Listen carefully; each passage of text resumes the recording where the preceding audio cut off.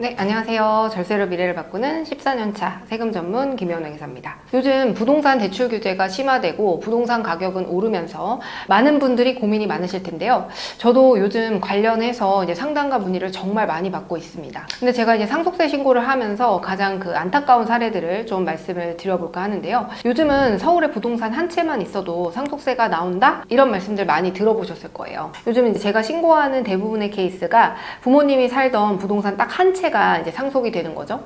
근데 그 가액이 워낙 요즘 시세가 오르기 때문에 세금이 나와서 이제 의뢰를 받는 그런 케이스인데요. 이제 문재인 정권 이후로 다주택자에 대한 규제가 이제 시행이 되었고 똘똘한 한 채로 쏠림 현상이 지속이 되었죠. 그래서 요즘 반포나 압구정에 있는 아파트 같은 데를 보면 84제곱미터도 50억을 넘는 그런 상황입니다.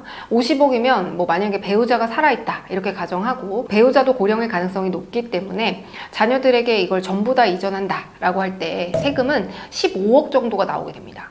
만약 배우자가 없다면 세금이 한 18억 정도 나오게 되고요. 이렇게 그냥 한 세대만 지났는데 재산이 약 60% 수준만 남아있죠. 여기서 상속이 한 번 더 이루어진다면 손주나 손녀에게 갈 때는 35억 중에 8억 4천이 세금으로 나오게 되고 한 26억 정도가 남게 됩니다. 그러니까 또 절반으로 자산이 줄어들죠. 세대를 내려가면 내려갈수록 자산이 계속 줄어들 수밖에 없어요.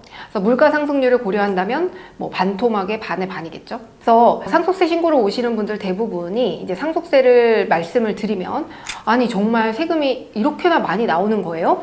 진짜 이렇게 많이 나오는 거 맞아요? 줄일 수 있는 방법은 없나요? 이렇게 말씀들을 정말 많이 하십니다. 상속세는 시가로 과세가 되는 거예요. 그래서 사실상 부동산 한 채만 있다라고 하게 되면 특히 아파트는 더더욱이 시가로 그냥 과세된다고 보셔야 돼요. 간혹 기준 시가로 과세되는 걸로 잘못 오인을 하시는 경우가 있는데 그거는 이제 취득세만 기준 시가로 과세가 되는 거고 상속세는 그냥 시가대로 과세가 되는 거죠. 근데 이제 안타깝게도 이렇게 돌아가신 뒤에 상담을 오시면 아무것도 해드릴 수 있는 게 없어요. 이미 정해진 상속세를 납부할 수밖에 없고 재원을 어떻게든 마련하셔야 된다 이렇게 말씀드리게 됩니다. 재원 마련은 어떻게 하겠어요?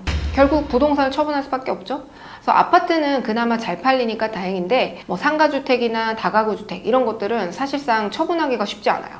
저희 고객분 중 한 분은 이 상속 물건만 기다렸다가 매수를 또 하시는 분이 계시는데 상속권은 되도록 6개월 이내에 해결을 하려고 하기 때문에 가격이 시세보다 저렴하게 급매로 나오는 경향이 있습니다. 결국에는 제값도 못 받고 부동산도 팔고 세금은 있는 그대로 내야 되는 그런 상황에 몰리게 되는 것이죠. 돌아가시기 전에 오셔서 미리 상담을 받으셨다면 지분의 이전이나 사전 증여 이런 전략 설정이 가능한데 돌아가신 뒤에 닥쳐서 오시면 아무것도 해드릴 수 없어서 정말 너무 안타깝습니다. 그래서 오늘은 제가 상담하면서 정말 안타까워했던 그런 순간들을 떠올리면서 상속에 대비하는 가족분들이 이 내용은 꼭 알고 상속세를 준비했으면 좋겠다 그런 마음으로 영상을 준비했으니까요. 끝까지 시청 부탁드릴게요. 첫 번째로 우선 부모님 세대에서 주택을 취득할 때는 항상 부부 공동명의로 취득하는 것이 유리합니다. 만약에 공동명의 상태가 아니라고 하면은 배우자 간 증여가 6억까지 가능하니까 6억까지라도 증여를 해두는 것이 바람직해요. 물론 이때 취득세는 나옵니다. 그리고 만약에 배우자가 소득 능력이 뒷받침된다라고 하면 지분의 절반을 저가 양수도로 해서 이제 매수를 하는 것도 방법이긴 한데 원칙은 증여가 좋습니다. 그리고 이때 이제 취득세가 나오니까 이제 그 부분을 확인하시고 또 증여를 하고 나서는 이제 10년 동안 2월과세 적용이 되기 때문에 팔면 안 돼요. 그래서 10년 내로 팔면 안 되기 때문에 그래서 부모님의 연령과 그러니까 부부의 연령 그리고 재산 상황 이런 거에 따라서 전략은 달리 해야 돼요. 소득이 있는지 여부 등등등에 따라 달라지고요. 자, 그다음 두 번째는 당연히 사전에 자녀한테 자산을 이전하는 전략입니다. 이거는 부모님하고 자녀의 재산 상황 또 자녀의 소득 능력 이런 거에 따라서 이제 구조를 다르게 짤 수 있는데요. 자녀가 어느 정도 소득이 있고 능력이 있다라고 하게 되면 저가 양수도 방식으로 해당 부동산을 좀 쪼개서 취득을 한다거나 이런 방법이 좋습니다. 하지만 부모님이 고령인데다가 증여를 하고 나서 10년 동안 내가 보유할 수 있다. 그러면 증여가 더 유리한 경우도 있어요. 왜냐면 증여세율이 생각보다 높지 않거든요. 그래서 저가 양수도를 하면 내가 이제 부모님께 드린 자금에 대해서 다시 상속재산에 포함돼야 되거든요. 그래서 다시 상속세가 나오기 때문에 이 부분을까지 고려하셔야 됩니다. 저가 양수도 증여와 함께 가장 많이 비교되는 방법으로 부담부 증여도 있을 수 있는데요.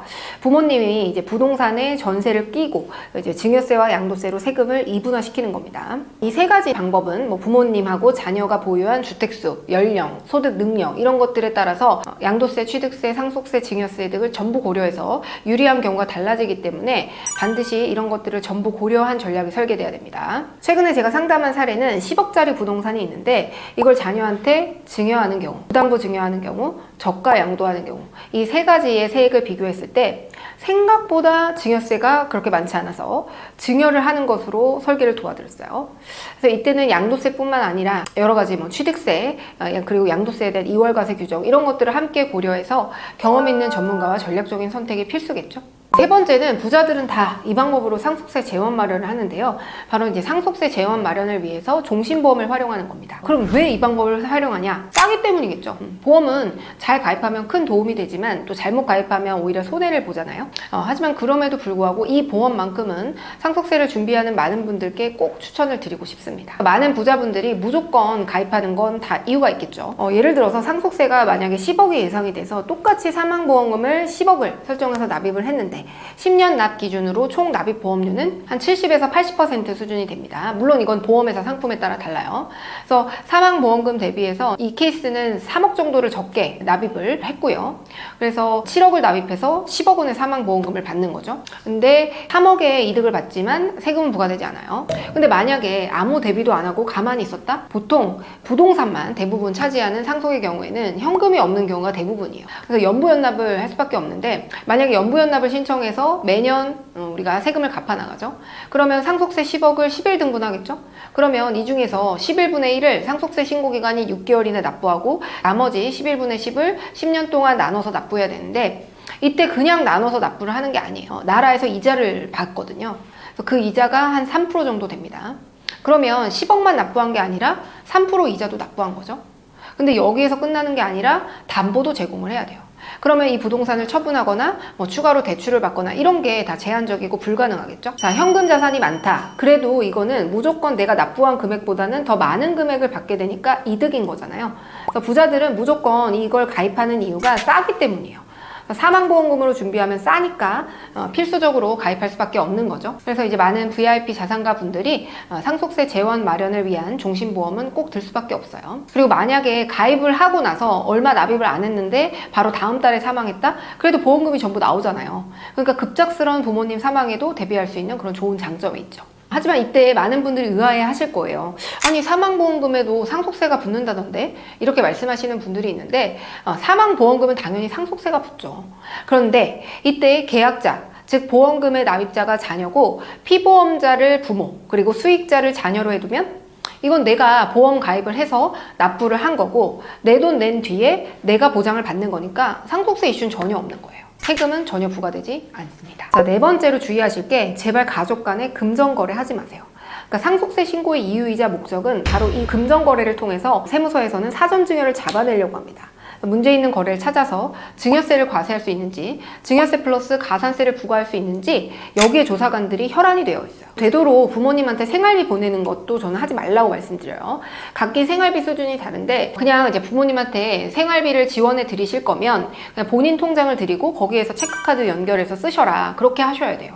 물론 뭐 생활비면은 뭐 상속세 과세 대상은 아니에요. 그런데 어떤 분은 생활비를 매달 100만 원 쓰시는 분이 있고 어떤 분은 1000만 원이 적정하다고 하시는 분이 있어요. 그래서 저희 고객 중에 한 분은 생활비로 매달 부모님한테 1000만 원씩 보내드렸거든요. 엄청 효자죠? 돈도 많이 버세요. 아니 내가 살아생전에 우리 부모님 얼마나 사실지도 모르고 내가 돈도 많이 벌어서 지원을 좀 해드렸는데 그게 왜 문제가 되냐. 월 1000만 원씩 부모님한테 보내드린 거죠. 효도한다는 생각으로. 근데 이 1000만 원이라는 생활비가 일반적이고 통상적인 생활비가 아니잖아요. 그래서 생활비에 대한 기준이 좀 다를 수 있기 때문에 되도록 소명을 해야 되는 금전거래는 남겨두지 않는 것이 바람직합니다. 그래서 피상속인뿐만 아니라 상속인 계좌, 그러니까 돌아가신 부모님뿐만 아니라 자녀들의 계좌도 전부 다 까고 이걸 또 소명을 해야 되거든요. 그래서 이제 거래하시면 안 되고요. 마지막으로 현금 출금에 좀 주의를 하셔야 된다는 겁니다. 돌아가시기 얼마 안 남았다 이러면 막 현금을 주기적으로 막 출금하시는 분들이 있는데요. 이거 절대 하지 마시라고 제가 말씀드려요. 돌아가시기 전에 1년 이내 2억 이상, 2년 이내 5억 이상 출금권은 소명도 해야 되고, 소명 못하면 그냥 추정 상속재산으로 합산이 되거든요. 근데 만약에 이게 그냥 금융재산으로 남아있었다, 그럼 20%는 금융재산 공제 받을 수 있는 거잖아요. 그리고 떳떳하게 상속재산에 포함시켜서 나의 자금 출처가 만들어지는 거죠. 근데 이거를 그냥 현금으로 뽑아서 들고 있었다. 추정 상속재산에 포함되니까 세금은 있는 대로 내고, 또 금융재산 공제는 못 받고, 그리고 떳떳하게 쓰지도 못해요. 통장에 넣지도 못해요. 아시겠죠? 그래서 부모님이 남긴 건물이 한 채, 아파트 한 채인데 절반이 세금으로 나갔다. 이런 이야기는 이제 더 이상 남의 얘기가 아닙니다. 돌아가시고 나서 아무리 발버둥 쳐도 이제 줄일 수 있는 세금 거의 없어요. 하지만 미리 준비한다면 절반 넘게 줄일 수 있겠죠? 그래서 막막하고 어렵게 느껴지실 수 있는데요. 결국 전략이에요. 준비된 자만 나의 자산을 지킬 수 있다. 이런 사실 좀 기억해 주시고요. 오늘 영상이 도움이 되셨다면 좋아요와 구독, 알림 설정까지 부탁드릴게요. 가족 중에 누군가에게 꼭 필요한 정보다 싶으면 공유도 부탁드릴게요. 저는 다음 영상에서 더 유익한 절세 전략으로 다시 찾아뵙겠습니다. 감사합니다. 안녕.